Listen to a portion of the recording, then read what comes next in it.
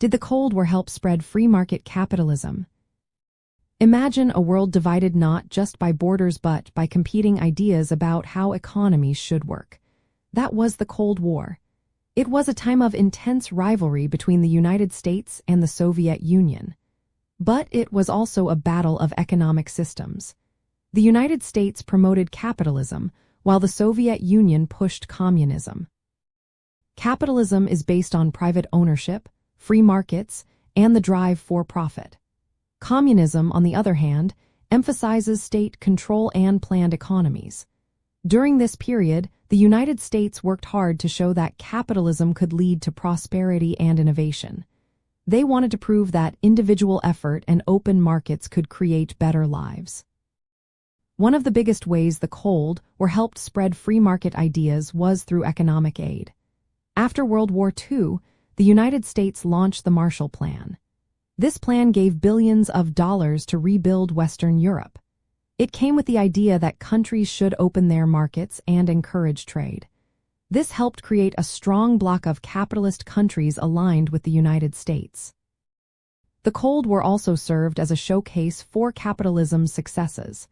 The American economy grew rapidly, with rising living standards and new technology. Meanwhile, many communist countries faced shortages and stagnation. This contrast made capitalism look more attractive to many nations. The United States used propaganda to promote free markets and political freedoms.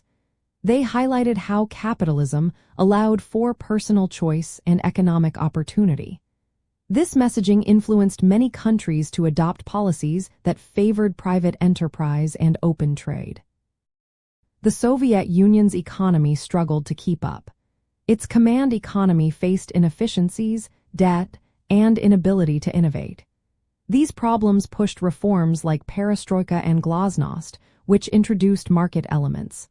Eventually, these reforms contributed to the collapse of the Soviet system. During the Cold War, the United States also invested heavily in military spending and supported allies worldwide. This economic strain on the Soviet Union made it harder for them to compete. The arms race and economic pressures sped up the decline of communism and helped spread capitalism further.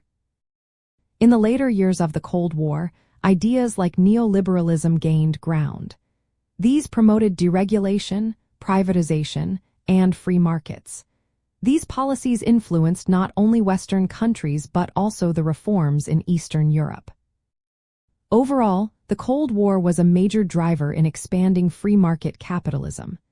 It demonstrated that capitalism could deliver economic growth and political freedom. Many countries transitioned from communist to market economies, adopting capitalist principles and joining global trade networks.